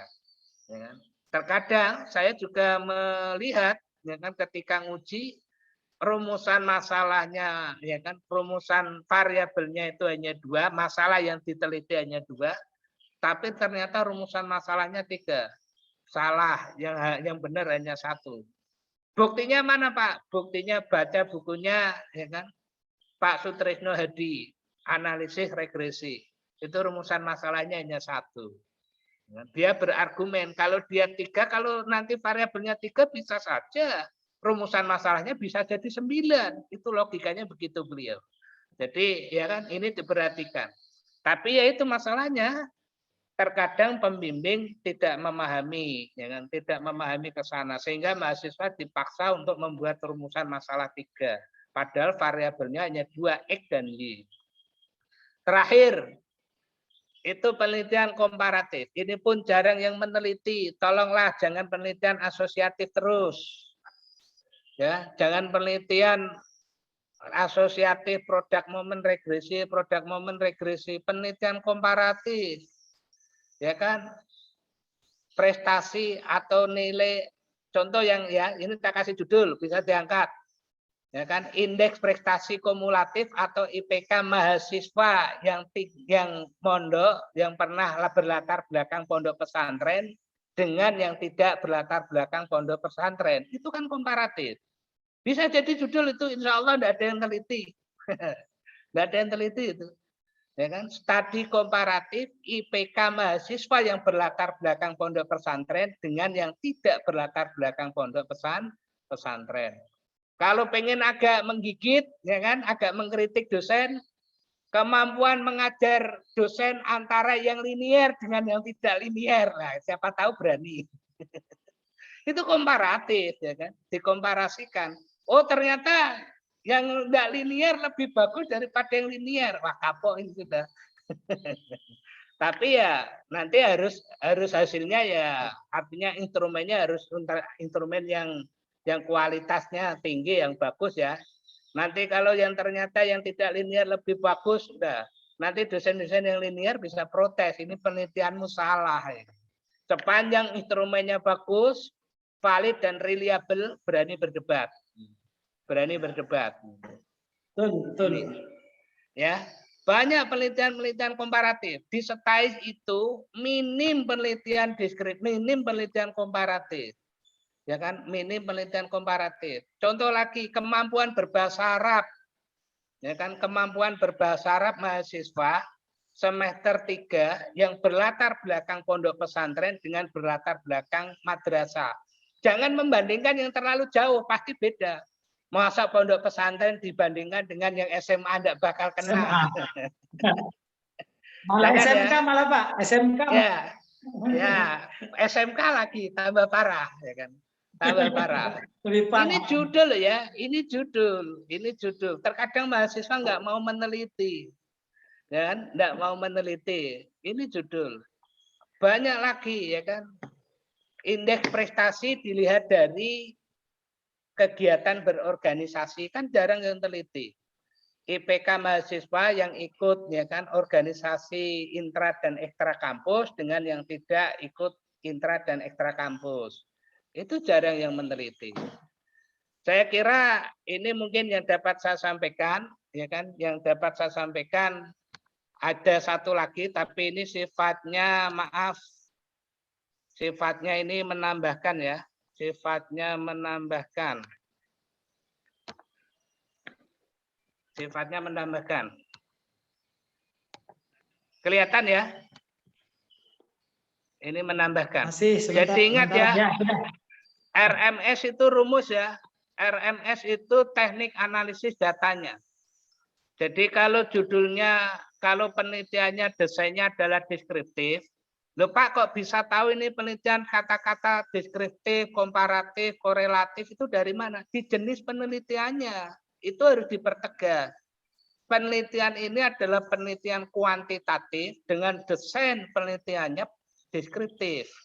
Ya kan? Penelitian ini adalah penelitian kuantitatif dengan desain korelatif atau pendekatan korelatif. Harus dipertegas di jenis penelitian. Kalau sudah dipertegas, tinggal memilih rumusnya. Kalau rumusan masalahnya adakah efektif, tinggal kita menggunakan mean atau distribusi frekuensi, ya kan? Menggunakan mean atau distribusi frekuensi. Kalau itu deskriptif, kalau asosiatif bisa menggunakan produk momen atau regresi. Kalau hanya ingin mengetahui ada tidaknya pengaruh atau hubungan, ya produk momen. Kalau pengen mengetahui seberapa besar, ya regresi. Itu aja sebenarnya, ya kan? Nah, ini yang paling penting. Yang paling penting saya lupa enggak nge-share tadi. Enggak nge-share cara membuat kerangka teoritis, ini penting. Saya lupa, coba nanti saya cari. Sebenarnya membuat kerangka teoritis untuk penelitian deskriptif, penelitian kuantitatif itu enggak semudah yang kita, enggak sesulit yang kita bayangkan. Sebenarnya mudah. Contoh ya, ini yang menjadi tema besarnya, yang menjadi masalah pokoknya, meskipun ini satu variabel. Penelitian deskriptif ini kan satu variabel, efektivitas pembelajaran daring melalui Google Classroom. Tapi konsep utamanya itu yang dijadikan landasan teori. Ingat, konsep utamanya yang dijadikan landasan teori. Konsep utamanya apa? Pembelajaran daring dan juga Google Classroom. Ya. Terkadang saya tertawa dan lucu. Di sini itu malah disebutkan efektivitas. Ya kan? Di sini efektivitas. Efektivitas. Nomor 1 pengertian, enggak perlu itu. Ya kan, enggak perlu. Itu kuno. Kalau saya dulu, ya kan, ya kan, Pak Sudiono, ya kan, Pak Sudiono ini enggak perlu karena ini sudah didesain, ya kan, didefinisi operasional, sudah dipertegas ke sana. Itu nanti kalau disebutkan hanya mengulang kata saja, enggak ada maknanya. Nah, konsep utamanya yang dituliskan. Boleh begini memang. Kalau pengen elegan begini, efektivitas pembelajaran daring. Nah, ini langsung saja, bukan pengertian efektivitas dan pengertian pembelajaran daring. Langsung pengertian efektivitas pembelajaran daring. Nah, gimana Pak cara menuangkannya? Ya mudah, secara etimologis, kata-kata istilah efektivitas pembelajaran daring itu berasal dari 3 kata. Kata efektif, kata pembelajaran, dan kata daring yang memiliki makna yang berbeda-beda begitu. Ya kan? Jangan pengertian efektivitas terus nanti ditanya setelahnya setelah pengertian efektivitas apa, bingung. Ya kan? Pasti bingung itu karena nggak ada buku efektivitas. Ya kan? Karena efektivitas itu bukan teori. Teori utamanya itu adalah pembelajaran daring. Yang kedua adalah konsep Google Classroom. Ya kan? Ini. Nah, kalau C ini boleh ditambahkan, boleh tidak. Yang paling penting ini poin utamanya ini. Poin A dan B. Nih, yang deskriptif. Yang asosiatif. Yang asosiatif itu kan konsep utamanya ada 2 ya. Yang pengaruh kewibawaan guru. Konsep utamanya adalah kewibawaan guru dan kedisiplinan belajar siswa. Enggak usah. Nanti yang A kewibawaan, yang B guru, itu terlalu pemborosan. Langsung jadi satu, tapi pendefinisiannya itu sudah include pada pengertian kewibawaan guru. Ya, kalau seandainya ada dosen yang berbeda silakan, tapi saya memiliki sanad yang mutasil terkait dengan penyusunan landasan teori. Ya kan? Karena masih saya lihat dosen-dosen begitu. Pengertian kewibawaan, pengertian guru, pengertian kedisiplinan, pengertian belajar, pengertian siswa. Ya habis. Ya kan? Habis ini kalau begini. Enggak menyentuh pada konsep utama yang diteliti itu alasannya. Ya, jangan membuat kayak begini, pasti saya coret, yang saya bimbingan pasti saya coret, ya kan. Ini yang benar, ya kan? Yang benar begini. Konsep utamanya yang dibahas, yang dibuat landasan teoritiknya. Ya, kewibawaan guru dan kedisiplinan belajar. Meskipun ada dosen yang begitu, tapi jangan disalahkan. Katanya Pak Ron harus begini. Wah, ini mengadu domba. Siapa tahu dia ilmunya lebih tinggi daripada saya. Ya kan? Yang penting saya punya prinsip begini. Ya kan? Yang ketiga, kalau itu 3 variabel, itu kepemimpinan kepala sekolah, etos kerja kepala sekolah, ya, terusan kompetensi pedagogis guru. Nah, ini caranya. Saya coba nanti cari ya cara membuat landasan teori ini. Seingat saya membuat konsepnya seperti kayak begini. Semoga saja ketemu dan masih itu. Ini saya kira tidak ada masalah ini. Kebanyakan mahasiswa sudah tahu. Jangan meleset ya. Yang dibahas itu kepemimpinan, tapi yang dibahas itu kewibawaan. Ya harus sesuai dengan ide utamanya, gagasan utama yang diteliti. Kalau penelitiannya komparatif begini, ya kan? Ini juga konsep utamanya yang dibahas, yang dijadikan teori. Konsep utamanya motivasi belajar siswa, yang kedua adalah pembelajaran tatap muka. Ya kan? Jadi ini motivasi belajar, tidak usah didefinisikan pengertian apa motivasi, pengertian belajar, tidak usah. Pemborosan. Ya langsung pengertian motivasi belajar, nanti diurai pengertian motivasi dan diurai tentang belajar. Sehingga menjadi satu kesatuan istilah pengertian motivasi belajar.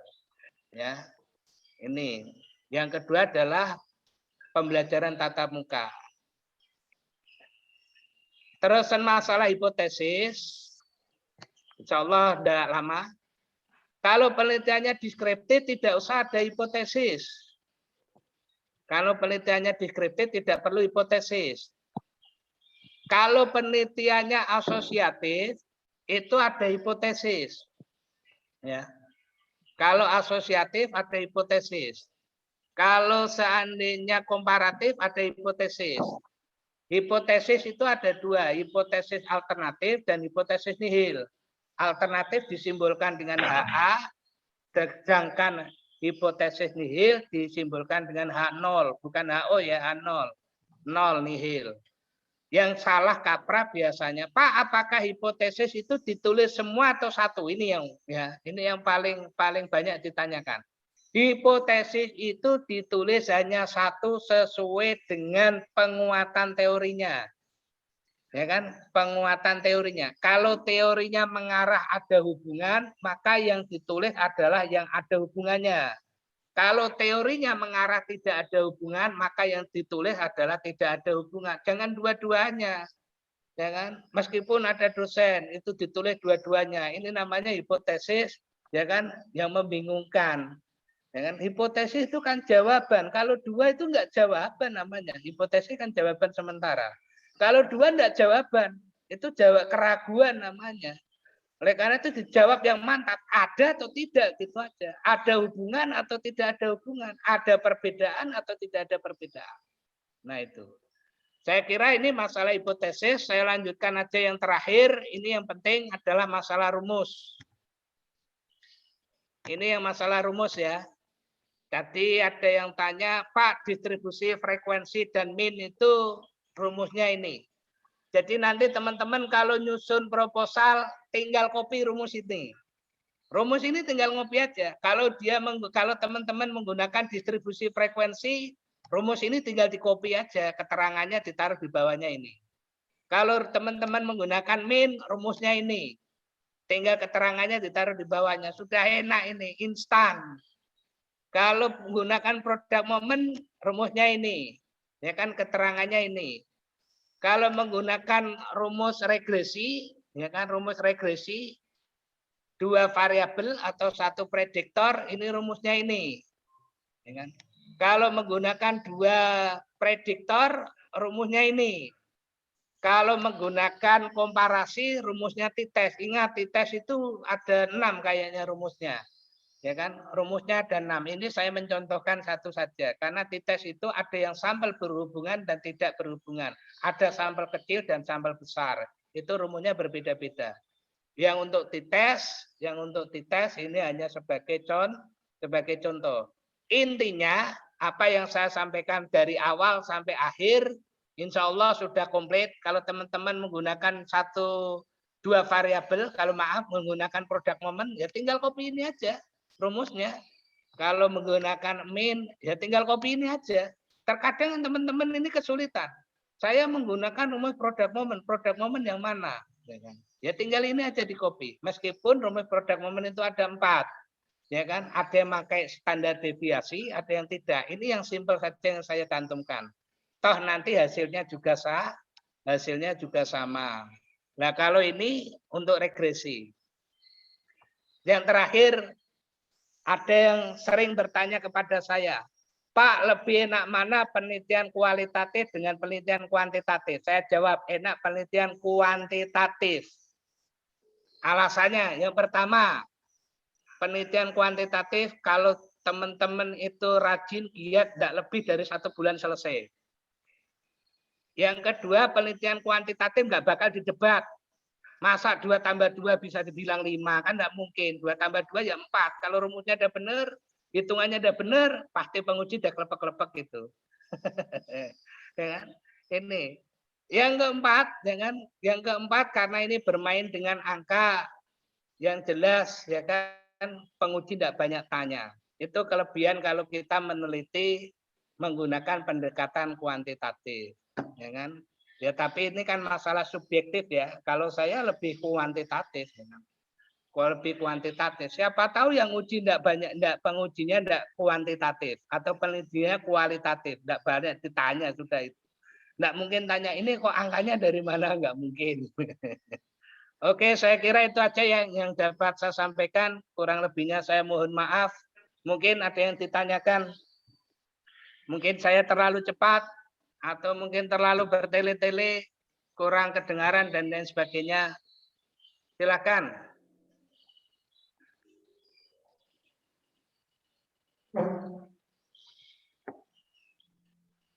Ada yang ditanya? Ngantuk Pak kayaknya. Pak Mahfud aja ngantuk ini.